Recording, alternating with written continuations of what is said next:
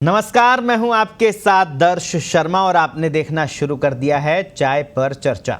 राजस्थान में विधानसभा चुनाव के नामांकन के लिए सिर्फ 6 दिन का समय बचा है, लेकिन कांग्रेस और भाजपा में टिकट वितरण को लेकर अभी तक भी जद्दोजहद ही चल रही है।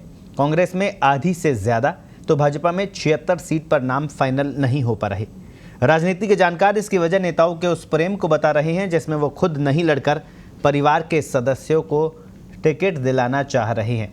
वंशवाद और परिवारवाद के आरोपों की फिक्र किए बिना वो आलाकमान से इस बात पर अड़े हुए हैं कि उनके परिवार के सदस्य को टिकट दिया जाए। अब ये अपनी मंशा में कितने कामयाब हो पाएंगे ये तो आने वाली सूचियां ही बताएगी, लेकिन अभी तक जारी भाजपा की 124 उम्मीदवारों की सूची में करीब 11 नाम परिवारवाद के हैं, जबकि कांग्रेस के 95 उम्मीदवारों में से लगभग 18 नेता परिवारवाद से आते हैं। ऐसे में अंदाज़ा लगा सकते हैं कि अब बची हुई सूचियों में भी परिवारवाद की कितनी झलक दिखेगी। अब सवाल ये कि जब एक ही परिवार को मौका देना है तो फिर राजनीतिक दल क्यों बड़ी बड़ी बातें करते हैं। आज इसी अहम मुद्दे पर करेंगे चाय पर चर्चा। अतिथियों से आपका परिचय कराऊं उससे पहले देखिए ये विशेष रिपोर्ट।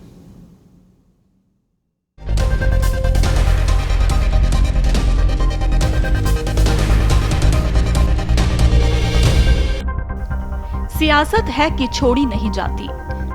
रिश्तों के पेच में टिकट, गड़बड़ाए समीकरण। सीट छोड़ने से पहले पुत्र पुत्रवधू के लिए कर दी दावेदारी।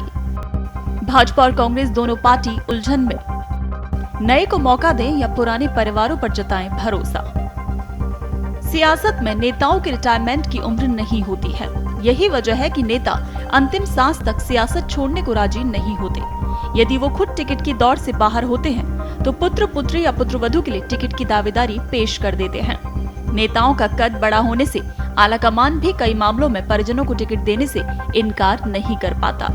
प्रदेश में इस विधानसभा चुनाव में भी यही उधेड़बुन कांग्रेस भाजपा को परेशान कर रही है। दोनों दलों का केंद्रीय नेतृत्व नेताओं के परिजनों की बजाय दूसरे चेहरों को मौका देना चाहता है, लेकिन बगावत के चलते सीट गंवाने के भय में टिकट देने को मजबूर भी हो रहे हैं। अभी कांग्रेस भाजपा में टिकट वितरण अंतिम दौर में चल रहा है। सीट छोड़ने से पहले परिजनों को टिकट दिलाने में जुटे ज्यादातर नेताओं के टिकट इसी उलझन में अब तक तय नहीं हो सके हैं। राज्य के दोनों ही प्रमुख दलों के करीब 2 दर्जन नेता ऐसे हैं जो परिजनों के टिकट के लिए पुरजोर पैरवी कर रहे हैं। इनमें कुछ नेता तो इतने बुजुर्ग हैं कि चलना फिरना भी बंद हो चुका है, लेकिन वो अब सीट पार्टी के दूसरे नेताओं के लिए छोड़ने के बजाय पुत्र पुत्री, पुत्रवधू या अन्य परिजनों के जरिए सियासत की मुख्य धारा में बने रहना चाहते हैं, जबकि दोनों ही दलों में आलाकमान नए चेहरों को मौका देना चाहते हैं। पार्टी सूत्रों की माने तो दबाव के चलते ज्यादातर टिकट स्वयं नेताओं को या परिजनों को ही मिलना लगभग तय है। आइए ग्राफिक्स के जरिए नजर डालते हैं। कचूमर विधानसभा सीट की बात करें तो विधायक बाबूलाल बैरवा जो कि अपने पुत्र अवधेश बैरवा के लिए टिकट मांग रहे हैं। श्री माधोपुर सीट से दीपेंद्र सिंह शेखावत अपने पुत्र बालेंद्र शेखावत के लिए टिकट मांग रहे हैं। खेतड़ी की बात करें तो यहाँ से जितेंद्र सिंह अपनी पुत्रवधू सोनिया सिंह के लिए टिकट मांग रहे हैं। खंडेला विधानसभा सीट पर विधायक महादेव सिंह अपने पुत्र गिरिराज सिंह के लिए टिकट की दावेदारी जता रहे हैं। कोटा उत्तर की बात करें यहाँ से शांति धारीवाल अपने पुत्र अमित धारीवाल के लिए टिकट मांग रहे हैं। शिव विधानसभा सीट पर अमीन खां अपने पुत्र शेर मोहम्मद के लिए टिकट की दावेदारी जता रहे हैं। धोद विधानसभा सीट से परसराम मोरदिया अपने पुत्र राकेश और महेश के लिए टिकट मांग रहे हैं। गुड़ा मलानी विधानसभा सीट से हिमाराम चौधरी अपनी पुत्री सुनीता चौधरी के लिए टिकट मांग रहे हैं। हिंडौन सिटी की बात करें तो यहाँ से भरोसी लाल जाटव अपने पुत्र ब्रजेश कुमार जाटव के लिए टिकट मांग रहे हैं। मनोहर थाना विधानसभा क्षेत्र से कैलाश मीणा अपने पुत्र गिरिराज मीणा के लिए टिकट की दावेदारी जता रहे हैं। वहीं इधर भाजपा की अगर बात करें तो विधानसभा सीट सीकर से विधायक घनश्याम तिवारी अपने पुत्र आशीष के लिए दावेदारी जता रहे हैं। शाहपुरा सीट की बात करें यहाँ से विधायक राव राजेंद्र सिंह अपने पुत्र देवायुष के लिए दावेदारी जता रहे हैं। खीवसर विधानसभा सीट से गजेंद्र सिंह अपने पुत्र धनंजय सिंह के लिए दावेदारी जता रहे हैं, तो सीकर विधानसभा सीट से रतन जलधारी अपने पुत्र रमेश जलधारी के लिए टिकट की मांग कर रहे हैं। खंडेला विधानसभा सीट से वंशीधर बाजिया पुत्र राहुल के लिए टिकट मांग रहे हैं। नदवई से कृष्णेंद्र कौर अपने पुत्र दुष्यंत के लिए टिकट मांग रहे हैं। हनुमानगढ़ से राम प्रताप अपने पुत्र अमित के लिए टिकट की दावेदारी जता रहे हैं। करणपुर विधानसभा सीट से सुरेंद्रपाल सिंह टीटी पुत्र समनजीत सिंह के लिए टिकट की दावेदारी कर रहे हैं। इधर पचपदरा विधानसभा सीट से अमरा राम अपने पुत्र अरुण चौधरी के लिए टिकट मांग रहे हैं। बहरहाल विधानसभा चुनावों के लिए दिल्ली में भाजपा और कांग्रेस दोनों ही पार्टियां गहन माथापच्ची में मशगूल हैं। उनके आला नेता इस पेच को सुलझाने के लिए दिन रात एक किए हुए हैं। ऐसा रास्ता निकालने की जुगत हो रही है कि पुरानी जीत भी पक्की हो और पुराने नेता भी नाराज ना हो। इनकी ये जुगत कितनी कामयाब होती है, ये आने वाले चुनावी नतीजों में जनता जनार्दन बताएगी। ब्यूरो रिपोर्ट, पत्रिका टीवी।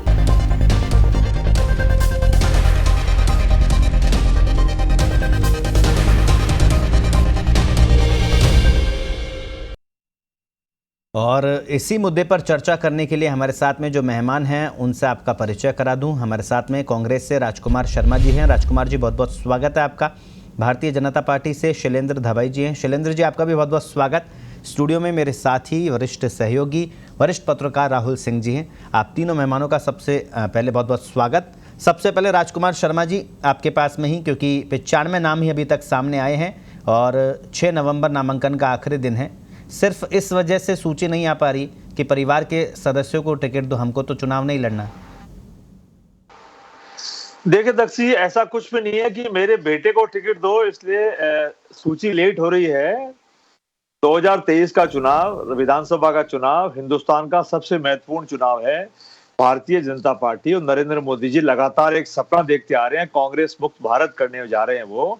तो उनको सपने को चकनाचूर करने का काम पहले हिमाचल ने किया था, फिर कर्नाटक ने किया, अब बारी राजस्थान से। 5 राज्यों में भारतीय जनता पार्टी चुनाव हारने जा रही है दक्ष जी, और राजस्थान से भारतीय जनता पार्टी चुनाव हारेगी, भारतीय जनता पार्टी की उल्टी गिनती शुरू होगी। इसलिए कांग्रेस पार्टी चाहती है कि एक एक टिकट को बहुत चिंतन मंथन करके, बारीकी से उसकी स्टडी करके उस उम्मीदवार को उतारा जाए जो भारतीय जनता पार्टी के उम्मीदवार को बेहतर तरीके से हराए, राजस्थान की जनता का विश्वास कायम करे। इसलिए सूची आने में देरी हो रही है। कुछ हमारे नेता ऐसे हैं जो चुनाव लड़ने से मना कर रहे हैं, उनकी उम्र ज्यादा हो गई है। कुछ नेता चुनाव लड़ने से मना कर रहे हैं राजकुमार जी, लेकिन वो इसी शर्त पर चुनाव लड़ने से मना कर रहे हैं कि परिवार के बेटे या बेटी को टिकट दे दिया जाए। तकजीब, उनकी उम्र ज्यादा हो गई है, उनकी स्वास्थ्य उनको अलाउ नहीं करता है। इस कारण से उन्होंने कहा है कि अगर पार्टी मुझे मौका देना चाहती है तो मेरी बजाय अगर मेरे बेटे या बेटी को अगर टिकट दे देंगे तो ज्यादा बेहतर होगा। मेरा परिवार कांग्रेस पार्टी के माध्यम से राजस्थान की बेहतर सेवा कर पाएगा। राजकुमार जी, मकसद लेकर के राजस्थान के हमारे सवाल ये एक उम्मीदवार मैदान में उतर रहे हैं। राजकुमार जी, सवाल सुन लीजिए। ऐसा ये तो सच्चाई है कि इनको दिग्गज बनाने वाले, इन नेताओं को दिग्गज बनाने वाला कांग्रेस का आम कार्यकर्ता है, जमीनी कार्यकर्ता है, इसमें कोई दोहराई वाली बात नहीं है। क्यों ये नेता, जब रिकमेंडेशन की बात आती है तो इनको बेटा बेटी या परिवार का अन्य सदस्य नजर आता है? क्यों जमीनी कार्यकर्ता की वो पैरवी नहीं करते हैं? देखिए दक्ष जी, आप बिल्कुल ठीक कर रहे हैं। कार्यकर्ताओं की भी पैरवी किसी न किसी नेता को करनी चाहिए। 200 विधानसभाओं में अपने अपने कार्यकर्ताओं थे। एक एक विधानसभा क्षेत्र में इंपोर्टेंट कार्यकर्ताओं की बात करें तो लगभग 200-300 इंपोर्टेंट कार्यकर्ता होते हैं। उस कार्यकर्ता को जब तकलीफ होती है, जब उसका नेता उसकी पैरवी करने की बजाय अपने परिवार के सदस्यों की पैरवी करता है, तो निश्चित तौर पर कार्यकर्ताओं में टूटत आती है। लेकिन आप निश्चित रहे, कांग्रेस पार्टी इस दिशा में सोच रहा है। कांग्रेस पार्टी के जाबाज कार्यकर्ता की वजह से हम लोग बार बार सरकार बनाते हैं और 2023 में हम उन्हीं की बदौलत फिर सरकार बनाने जा रहे हैं। चलिए, हमारे साथ में शैलेंद्र धबाई जी है, भारतीय जनता पार्टी से। शैलेंद्र जी, दुनिया की सबसे बड़ी पार्टी होने का आप दावा करते हैं, संस्कारी और अनुशासित पार्टी होने का दावा करते हैं, और आपके लगातार नेता परिवारवाद को लेकर विपक्ष पर, खासतौर पर इंडिया अलायंस गठबंधन पर सवाल खड़े करते हैं। लेकिन जब आपकी सूची पर नज़र डालते हैं तो वही परिवार के सदस्य नजर आते हैं। और अब ये भी आ रही है खबर कि अगली सूची भी इस वजह से नहीं आ पा रही है क्योंकि परिवार के सदस्य को टिकट देने के लिए नेताजी अड़े हुए हैं। देखिए दक्ष जी, बिल्कुल जो हमारी नीति है भारतीय जनता पार्टी की, उस नीति के अनुसार ही टिकटों का वितरण होता है। निश्चित तौर पर जो नेतागण होते हैं जिनकी उम्र ज्यादा हो गई है, अगर वो अपने परिजन या पुत्र पुत्रियों के लिए टिकट मांगते हैं तो निश्चित तौर पर उस पर विचार किया जाता है कि वो व्यक्ति कभी उसको जनता जो क्षेत्र की है उसको उनको कितना लाइक करती है, जनता में उनका कितना जुड़ाव है, क्या उनका सामाजिक कार्यक्रम रहे हैं, क्या उनकी जनता के बीच बैठ रही है, ये सब तमाम बातें देखने के बाद ही। और ये तो अपवाद स्वरूप होता है हमारे भारतीय जनता पार्टी में। हमारा उद्देश्य क्लियर है कि हमारे यहाँ कार्यकर्ताओं का मान सम्मान होता है, कांग्रेस पार्टी की तरह नहीं कि वहां कार्यकर्ताओं का अता पता ही नहीं है। आज तक ये बताइए, इनका संगठन तक 5 साल में नहीं बन पाया। आपने देखा अभी आनंद शैलेंद्र फानंद जी, में 2-3 महीने पहले कुछ कार्यकर्ताओं के मान सम्मान वाली पार्टी में जिलाध्यक्षों की कार्यकर्ता ही नियुक्तियां विरोध की। जता रहे हैं। मान सम्मान वाली पार्टी में कार्यकर्ता ही विरोध जता रहे हैं। राजसमंद में दीप्ति माहेश्वरी को टिकट आपने दिया है और कार्यकर्ता लगातार ये कह रहे हैं कि सिर्फ एक ही परिवार की बापोती है क्या भाजपा? निश्चित तौर पे मैंने आपको कहा ना, बहुत ही हमारे यहाँ अपवाद स्वरूप ही ये बात होगी, और क्योंकि उनको चुनाव में टिकट दिया गया था, उस समय उनकी माता जी का निधन हुआ था और वो उनकी सीट से लड़ी थी और जीती थी, तो कई चीजों को देखते हुए उनको टिकट दिया गया। और अगर निश्चित तौर पर कार्यकर्ता इस बात को उठा रहा है तो निश्चित तौर पर उसकी बात भी सुनी जाएगी, समझाइश की जाएगी, क्योंकि भारतीय जनता पार्टी एक बहुत बड़ा परिवार है। और आपने देखा होगा कि हमारी पार्टी में स्टार्टिंग में जरूर थोड़ा बहुत कुछ विरोध के स्वर उठते हैं, उसके बाद शनि शनि वो बिल्कुल खत्म हो जाते हैं और पूरी सूची पार्टी आप जारी नहीं करे, विरोध क्या? 21 अक्टूबर को दूसरी सूची आई थी शैलेंद्र जी, 21 अक्टूबर को दूसरी सूची आई थी, आज 10वां दिन तकरीबन होने को है, सूची नहीं आ रही, विरोध क्या होगा? पार्टी ने तो रणनीति बदल ली, 6 नवंबर का इंतजार किया जा रहा है। दर्श जी, आप देखिए ना, अगर पहली सूची निकालने का काम किया वो भारतीय जनता पार्टी ने किया। कांग्रेस की पार्टी के नेता अशोक गहलोत जी बड़े बड़े दावे करते थे कि हम 3 महीने पहले 2 महीने पहले सूची निकाल देंगे, उन दावों का क्या हुआ? पहली सूची के बाद शैलेंद्र जी, पहली सूची के बाद में आलाकमान को लगने लग गया गलती हो गई। पहली सूची के बाद में आलाकमान को ये लगने लग गया गलती हो गई, ये तो बगावत चरम पर पहुंच रही है, उम्मीदवार को घुसने ही नहीं दिया जा रहा। दर्श जी, पूरी प्रक्रिया है, आपने देखा होगा विभिन्न सर्वे हुए हैं, कार्यकर्ताओं का फीडबैक लिया गया है, नेताओं का फीडबैक लिया गया है, उसके बाद में जो हमारे राज्य स्तर पर कमेटी बनी हुई है उन्होंने विचार विमर्श किया है और उसके बाद ही केंद्रीय चुनाव समिति को भेजने का काम किया गया। तो निश्चित तौर पर वहां पर भी केंद्रीय चुनाव समिति में बैठ के और निर्णय कल आपको, मुझे उम्मीद है कल शायद केंद्रीय चुनाव समिति की मीटिंग हो और उसमें कोई ना कोई आपको निर्णय सामने आएगा और सूची सामने आएगी। लेकिन आपने देखा होगा कि जो भारतीय जनता पार्टी कहती है वो करती है। आप देखिए, इनकी तरह थोड़ी की सूची करे थे 2 महीने पहले आ गए, जैसे इन्होंने वादा खिलाफी 2018 में की कांग्रेस पार्टी में कि हम किसानों का कर्जा 10 दिन में माफ कर देंगे। अब वो राहुल गांधी जी तो राजस्थान आ ही नहीं रहे। 41 लोगों की सूची आने के बाद भारतीय जनता पार्टी में इतना विरोध हो गया, 5 राज्यों में इतना विरोध नहीं हुआ भारतीय जनता पार्टी में जितना राजस्थान में 41 सूची के बाद हो गया। चलिए, मैं आऊंगा आपके पास में। राहुल सिंह जी हमारे साथ में हैं। राहुल जी, जिस तरह से अभी तक की जो सूची आई है 124 नाम और कांग्रेस के 95 नाम सामने आ चुके हैं। कांग्रेस के और भाजपा के तमाम जो दिग्गज हैं वो लगातार परिवारवाद को लेकर उसको सिरे से नकार देते हैं कि परिवारवाद को हम इस बार उसका छाया भी नहीं आएगी नजर। लेकिन अभी भी सूचियां सिर्फ इसी वजह से अटकी हुई है कि बड़े नेता अड़े हुए हैं कि परिवार के सदस्य को ही टिकट दिया जाए।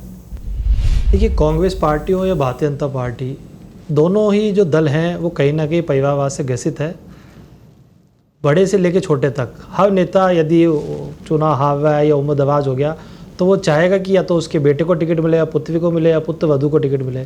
इसी तरह भारतीय जनता पार्टी जो पहले पार्टी विद डिफरेंस कहलाया करती थी कि हमारी पार्टी कुछ अलग है, जो सिद्धांतों से चलती है, परिवारवाद से दूर रहती है, लेकिन पिछले कुछ समय से, पिछले कुछ सालों से लगातार देखने में आ रहा है कि भारतीय जनता पार्टी कांग्रेस पार्टी की जो पुरानी थी उसी पॉलिसी पर चल के आ रही है, बल्कि ज़्यादा परिवारवाद देखने को मिल रहा है। अभी आपने सूची दिखाई थी, 1 दर्जन से ज़्यादा कैंडिडेट जो वो दवाज हो चुके, जो विधायक या विधायक हार चुके हैं, वो अपने रिश्तेदारों को टिकट दिलाने के लिए लालायत हो रहे हैं और उनको कहीं ये चिंता नहीं है कि उनका बेटा बेटी चुनाव जीतने की स्थिति में है या नहीं है, बस उनको अपने परिवार के लिए टिकट चाहिए। वही स्थिति कांग्रेस पार्टी में, चाहे अभी हमने जो लिस्ट देखी पहले वाली, उसमें भी कई परिवारवाद के जो शिकार लोग कह सकते हैं उनको, बल्कि उनको जो कार्यकर्ताओं को मौका नहीं मिल पावा उनको मौका दिया गया। इसी तरह अब जो आने वाली सूची होगी उसमें भी निश्चित तौर पर परिवारवाद की छाया दिखेगी, चाहे पूर्व जो विधायक जी उनके नेता हो, उनके पुत्र हो चाहे पुत्री हो, कोई ना कोई रिश्तेदार निश्चित रूप से दोनों पार्टियों के आने वाली सूचियों में भी दिखने को मिलेगा। तो कोई भी पार्टी इस बात से दूरी बना के नहीं रख पाएगी कि उनको परिवारवाद से अलग रखना है जी। चाहे नीति हो चाहे कार्यक्रम हो, बातें बड़ी बड़ी जरूर करती हैं, लेकिन जब धरातल पर जब काम होता है तो वही डाक के 3 पार नजर आते हैं। जिस तरह से परिवारवाद वंशवाद की झलक राजनीतिक दलों की सूचियों में नजर आ रही है, हमारे साथ में कांग्रेस से राजकुमार शर्मा जी है। राजकुमार जी, अभी तक 95 नाम सामने आए हैं और उसमें भी लगभग 18 नाम ऐसे हैं जो कि परिवार के सदस्य हैं। क्या गारंटी है कि 105 नाम में ये नाम परिवार के सदस्य नजर नहीं आएंगे? दक्ष जी, परिवार के लोगों के नाम आएंगे लिस्ट में, ऐसा नहीं है कि नहीं आएंगे, लेकिन कांग्रेस पार्टी उन परिवार के व्यक्तियों को टिकट दे रही है जो लगातार अपने पिताजी के साथ राजनीति में लंबे समय से सक्रिय है। वो भी एक कांग्रेस पार्टी का हिस्सा है और किसी कार्यकर्ता के माता या पिता पॉलिटिक्स में हैं तो उन्होंने कोई गुनाह नहीं किया है, टिकट उनको मिलना चाहिए, मैं ऐसा नहीं कह रहा, लेकिन कोशिश ये करनी चाहिए कि कार्यकर्ता किसी भी विधानसभा में हो, कार्यकर्ता का हक मार के अगर कोई बड़ा नेता चुनाव अपने परिवार के सदस्यों को लड़ाता है तो उसमें निश्चित तौर पे उनको देखना चाहिए। लेकिन आप निश्चिंत रहे, कांग्रेस पार्टी के 200 अच्छे उम्मीदवार आएंगे, कार्यकर्ता ही हमारे चुनाव लड़ेंगे। परिवार में के जो व्यक्ति हैं वो भी कांग्रेस पार्टी के कार्यकर्ता हैं, कांग्रेस पार्टी के कार्यकर्ता बनके सब लोग 200 उम्मीदवार उतरेंगे और कांग्रेस पार्टी की जो रीति नीतियां उनको आगे लेके बढ़ेंगे। कांग्रेस पार्टी ने जो राजस्थान में 5 साल में बेहतर काम किया, राजस्थान की जनता को जो हमने विपरीत परिस्थितियों के बावजूद भी हमने सेवा की है, उस संकल्प को आगे बढ़ाते हुए राजस्थान की सेवा करके 2023 की वापस सरकार बनाएंगे और 2023 की सरकार 3 दिसंबर के बाद राजस्थान में कांग्रेस पार्टी की बनेगी और राजस्थान की बेहतर सेवा करेंगे। और इस बार मैं आपको और बता दूं दक्ष जी, 3 दिसंबर के बाद हमारी सरकार पहले से बेहतर काम करेगी, क्योंकि पिछली बार कोरोना भी आया था, भारतीय जनता पार्टी हमारे ने सरकार गिराने का असफल प्रयास भी किया था। इस बार वो संकट नहीं आएगा क्योंकि इस बार हमारी स्पष्ट मेजॉरिटी आएगी। इस बार कांग्रेस पार्टी 105 और 110 सीटों से ऊपर आएगी। चलिए, तो बसपा वालों को लेने की या निर्दलीय वालों को लेने की या भारतीय पार्टी के इधर उधर देखने की जरूरत नहीं पड़ेगी। भारतीय जनता पार्टी को इस बार कोई राजस्थान की जनता मौका ही नहीं देगी। राजकुमार जी, आप शाबाशी के हकदार हो कि आप आम कार्यकर्ता की पैरवी कर रहे हो कि आम कार्यकर्ता को टिकट मिलना चाहिए। पार्टी आलाकमान के गुस्से का भी आपने परवाह नहीं की, इसके लिए आप शाबाशी के हकदार हो निश्चित तौर पर। लेकिन आज भी 5 से 7 नाम ऐसे हैं कांग्रेस पार्टी में जो लगातार 40 साल 45 साल से चुनाव लड़ रहे हैं। केवल उन्हीं को ही मौका मिल रहा है और किसी को मौका नहीं मिल रहा है। 4 दशक का सफर कितना बड़ा होता है। जी, हमारे युवा नेता राहुल गांधी जी भी चाहते हैं कि नए 40 लोग साल आगे में क्या 40 साल में देश की सबसे पुरानी पार्टी के पास में एक कार्यकर्ता नहीं आया कि जो चुनाव लड़ सके? क्या एक योग्य कार्यकर्ता नहीं है 40 साल से? नहीं दक्ष जी, ऐसा नहीं है। कांग्रेस पार्टी बड़ा परिवार है। कांग्रेस पार्टी में कार्यकर्ताओं की, उम्मीदवारों की कोई कमी नहीं है। राहुल गांधी जी खुद चाहते हैं मेरी कांग्रेस में नए लोग आगे आए, नए लोग आगे और अपने नौजवान जो खून है, लेकिन राहुल गांधी जी की चाहत पूरी नहीं होने दी जा रही। और जो हमारे बुजुर्ग नेता हैं उनके अनुभव का भी हम लाभ लेकर के सरकारें बनाए। 5 राज्यों में भी यही होने जा रहा है। युवा और अनुभव दोनों मिलकर सरकारें बनाएंगे और हमारे 5 राज्यों की हम बेहतर सेवा करेंगे। राजकुमार जी, राहुल गांधी जी की चाहत है कि युवाओं को मौका मिले, लेकिन आपके नेता उनकी भी चाहत पूरी नहीं होने दे रहे। 2 बार सीईसी की बैठक हुई है, 2 बार उन्होंने नाराजगी जताई है कि ये पुराने नाम लेकर सामने आ गए। दक्ष जी, राहुल गांधी जी का भी सपना है, कांग्रेस पार्टी का हर कार्यकर्ता का सपना है।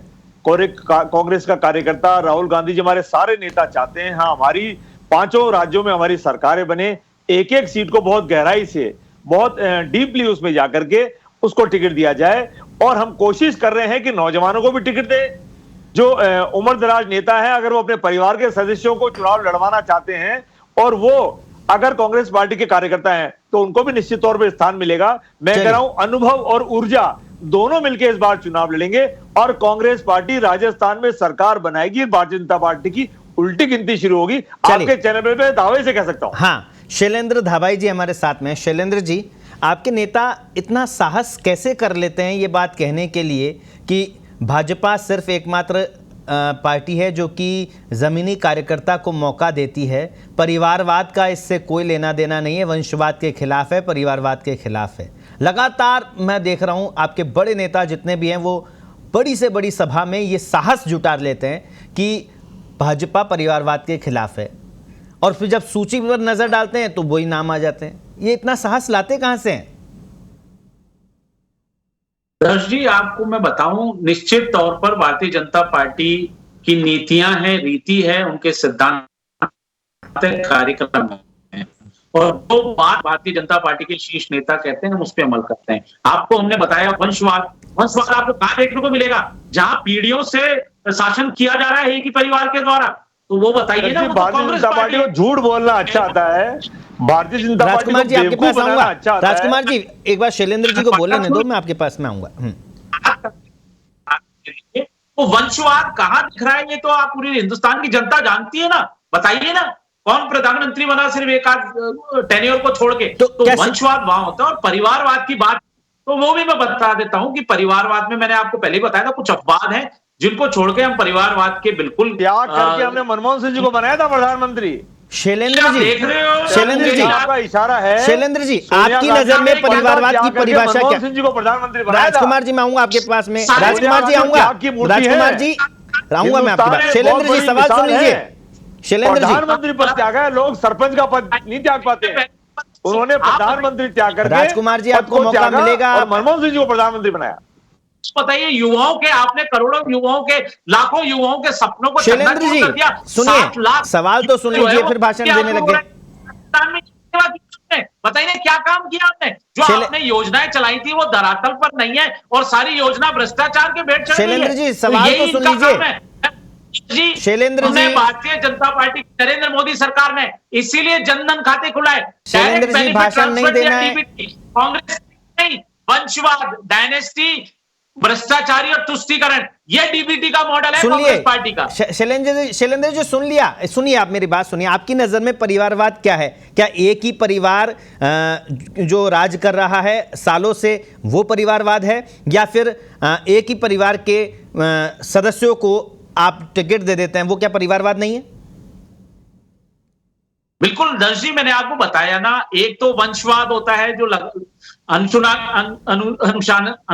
अनुवांशिक तौर पे, हेरिडिटी के तौर पर वो अपने आप को उस सिंहासन का उत्तराधिकारी मानते हैं और कुछ भी हो जाए, चाहे वो आपने देखा वो कांग्रेस पार्टी में और चाहे और भी पार्टियां में, कांग्रेस पार्टी के अलावा विपक्षी दल जो है, चाहे वो आरजेडी दे लो, आप सपा ले लो और बसपा देख लो, तृणमूल कांग्रेस भी अब लाइन में आ रही है अपने भतीजे को लेके। यहां ऐसी कोई बात नहीं। और परिवारवाद जो बात रही है, परिवार में जो व्यक्ति, मैंने आपको कहा बहुत हमारे यहाँ की अपवाद स्वरूप है कि अगर उनका, लेकिन अपवाद भी क्यों आने देते हैं देश लोग? भाई विश्व की सबसे बड़ी पार्टी में अपवाद भी नहीं होना चाहिए ना जी। विश्व की सबसे बड़ी पार्टी में अपवाद भी क्यों हो? क्यों ना परिवारवाद को पूरा समूल मूल ही नष्ट कर दिया जाए? एक को तो मिसाल बनना पड़ेगा ना। उस पे भी हम परखिया जाते हैं, ऐसा नहीं है कि उसको टिकट दे दिया जाता है, परखा जाता है कि वो जनता में, जनता की आवाज बन पाए हैं। चलिए राहुल सिंह जी हमारे साथ में। राहुल जी सवाल यहाँ पर ये है, निश्चित तौर पर जितने भी नेता हैं वो अपने परिवार के सदस्यों को टिकट दिलाने में सफल हो जाते हैं। क्या जनता इन्हें सड़कों पर बिठाती है? सवाल कितने ऐसे लोग हैं जो कि जीत कर आ पाते हैं, ये जरूरी है। जनता के पास तो विकल्प ज़्यादा होता नहीं है। खासकर राजस्थान की हम बात करें तो यहाँ कोई बहुदलीय व्यवस्था तो है नहीं। एक कांग्रेस का कैंडिडेट, बीजेपी का, दो ही प्रमुख दल हैं राजस्थान के अंदर। वर्षों से इन्हीं की सरकार लगातार बनती आ रही है। एक बार जरूर भारतीय जनता पार्टी और जनता दल की गठबंधन की सरकार बनी थी, लेकिन ज़्यादातर जो है इतने सालों से हम लगातार देख रहे हैं कांग्रेस कभी बीजेपी। तो जनता के पास भी विकल्प कुछ होता नहीं है। यदि बड़ा नेता अपने पुत्र को लेके आता है या भारतीय जनता पार्टी का कोई नेता, तो उसके पास विकल्प सीमित होता है। तो उसकी तो ये मजबूरी हो जाती है कि किसी ना किसी का तो उसको चयन करना ही है। तो जनता तो बेचारी बिल्कुल क्या है, कुछ कर नहीं पाती और उसको किसी ना किसी को। सवाल है कि राजनीतिक दलों की ऐसी क्या मजबूरी है कि सिर्फ एक ही परिवार के लोगों को टिकट देना है? देखिए, राजनीतिक दलों की मजबूरी इसलिए भी कही जा सकती है कि जो परिवार, कई बार जो राजनेता है वो, उनका जो परिवार है वो बहुत लंबे समय से काम कर रहा होता है, तो बहुत मजबूत हो जाता है। और वो दबाव से, धन से, बल से किसी न किसी तरह जो बड़े नेता उन पर दबाव भी डालते हैं कि हमारे पुत्र को टिकट दें। अगर नहीं मिला तो हम उस कॉन्स्टिट्यूंसी का जो चुनाव है वो हवा देंगे। ऐसा कई बार होता भी हो, देखने में भी आया। तो कहीं ना कहीं पार्टी विवश भी हो जाती है कि अगर इस व्यक्ति के रिश्तेदारों को टिकट नहीं दिया तो हो सकता है हमको ये सीट गंवानी पड़ जाए। तो पार्टियों की भी मजबूरी हो जाती है कि वो जो बड़ा नेता है उसकी बात हमको उसको माननी ही पड़ती है। चलिए, निश्चित तौर पर बात मानने की एक मजबूरी है, चाहे सियासी दलों की भी है, जनता की भी मजबूरी है। राजकुमार जी ने तो साफ कर दिया कि अगली जो सूची आएगी उसमें परिवारवाद की झलक दिखेगी। शैलेंद्र जी से पूछ लेते हैं। शैलेंद्र जी, अब जो 76 नाम बाकी है उसमें भी अपवाद आपके जो आएंगे? छोटा सा जवाब, क्योंकि वक्त कम है। मैं तय करता हूं कि आवाज है जनता के काम किए हैं जो भारतीय जनता पार्टी के रीति नीति सिद्धांत कार्यक्रमों में रहे। आखिर हमारे परिवारवाद, हमने कहा ना, हम परिवारवाद हमारे नहीं, यहाँ अपवाद नजर आएंगे क्या इसमें भी, 76 में भी? आज सूची आएगी, आपको निश्चित तौर पर देखने को मिलेगा कि जो भारतीय जनता जवाब पार्टी नहीं कहती है वो।